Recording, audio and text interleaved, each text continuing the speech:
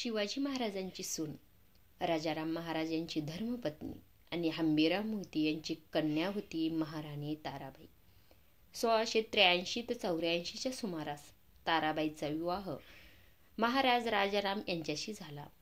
स्वराज्यावर आक्रमण करण्यासाठी आलेल्या मुघल सैन्यांनी रायगडास वेढा घातला. तेव्हा 5 एप्रिल 1689 रोजी जिजीला जाण्यासाठी ताराबाईंनी महाराज राजाराम यांच्या समवेश रायगड किल्ला सोडला. राजाराम जिजीला गेले तेव्हा ताराबाई रामचंद्र नीलकंठ यांच्या योजनेप्रमाणे मुघल सैन्याला चुकवीत विशालगड व इतर गडावर काही वर्ष राहिल्या. त्यानंतर रामचंद्र पंतांच्या सहवासात ताराबाईंनी मुलकी व लष्करी व्यवहाराचे शिक्षण घेतले. ताराबाई, राजसाबाई आणि अंबिकाबाई 1694 मध्ये जिजीला पोहोचल्या. 9 जून 1696 ताराबाईंनी जिजी किल्ल्यावर मुलाला जन्म दिला. त्यांचे नाव शिवाजी ठेवण्यात आले. 2 मार्च 1700 रोजी महाराज राजाराम यांचा मृत्यू झाला. तिथूनच महाराणी ताराबाई यांच्या राजकीय कारकिर्दीची सुरुवात झाली.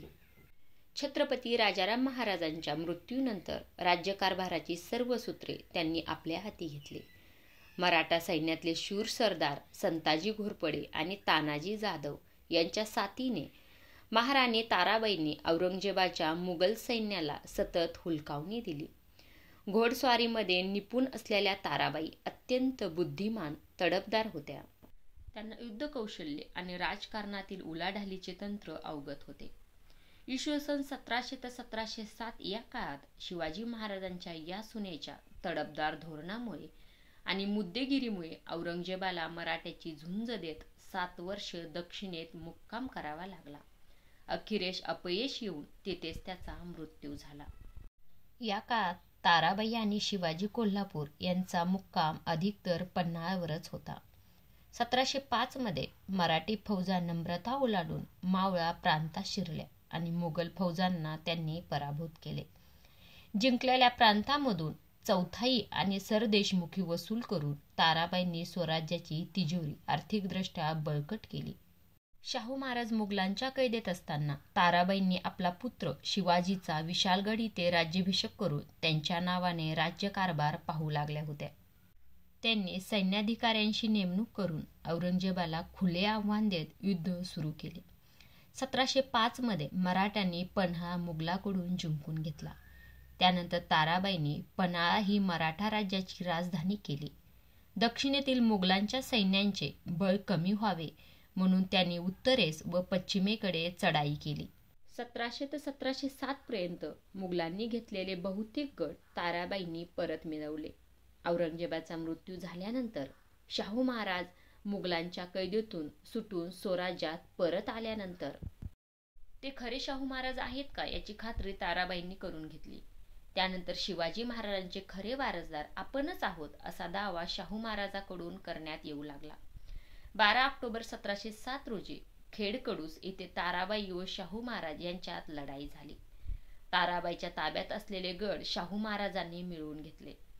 ताराबाईच्या पक्षातील योद्धे बाळाजी विश्वनाथ, चंद्रसेन जाधव, उदाजी चव्हाण, कान्होजी आगरे, खटाक्कर यांच्यासारखे मातब्दार सरदार मंडळींना शाहू महाराजांनी आपल्या बाजूला वळवून घेतले.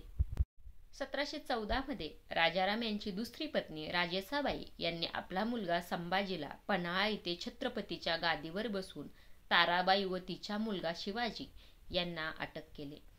ताराबाईचा मुलगा शिवाजीचा 1727 मध्ये बंदिवासातच मृत्यू झाला. त्यानंतर पेशव्यांच्या मध्यस्थीने ताराबाई व शाहू यांची भेट झाली. तेव्हा शाहू महाराजांनी त्यांना सन्मानाने वागवले. त्यानंतर ताराबाई सातारा येथे राहण्यासाठी गेल्या. 1749 पर्यंत तिचे आणि शाहूंचे संबंध चांगले राहिले. आपला नातू रामराजा याला दत्तक घ्यावे म्हणून ताराबाईंनी शाहू महाराजांचे मन वळवले होते. शाहू महाराजांच्या मृत्यूनंतर बाळाजी बाजीरावाने रामराजाला साताऱ्याच्या गादीवर बसवले. त्याला आपल्या हातातले बाहुले करून सर्व सत्ता स्वतःच्या हाताने घेण्याचा ताराबाईंनी प्रयत्न केला होता. परंतु रामराजा पेशव्यांच्या सल्ल्याने वागत आहेत हे पाहताच त्यांनी तो खरा वारसदार नाही असे जाहीर करून एक नवीनच प्रश्न उपस्थित केला होता.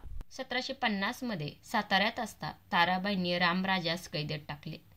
दमाजी गायकवाड आणि नाशिर जंगनिराज यांच्या साह्याने त्यांनी साताऱ्याचा कारभार आपल्या हाती घेऊन पेशव्यांशी सामना सुरू केला. पेशव्यांनी ताराबाईस गोडी गुलाबीने वागून रामराजाला ताब्यात घेण्याचा प्रयत्न केला. अखेर पेशव्यांनी ताराबाईंना कैद करण्यासाठी सैन्य पाठवले आणि त्या पेशव्यांना शरण गेल्या. 1760 मध्ये संभाजीच्या मृत्यूमुळे पुन्हा वारस हक्काचा प्रश्न उपस्थित झाला. या प्रश्नाचा निर्णय लावण्यापूर्वी पानिपतमध्ये पेशव्यांचा पराभव 1761 साली झाला. हे ऐकल्यावर बरे झाले असे पेशव्याविषयी उद्गार काढून ताराबाई मरण पावल्या.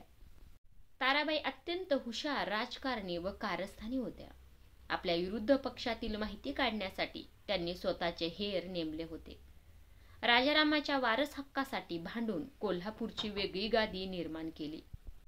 शाहू महाराज स्वराज्यात येण्यापूर्वी आपल्या कर्तबगारीने मराठ्याचे नेतृत्व केले आणि मुघलांशी टक्कर दिली.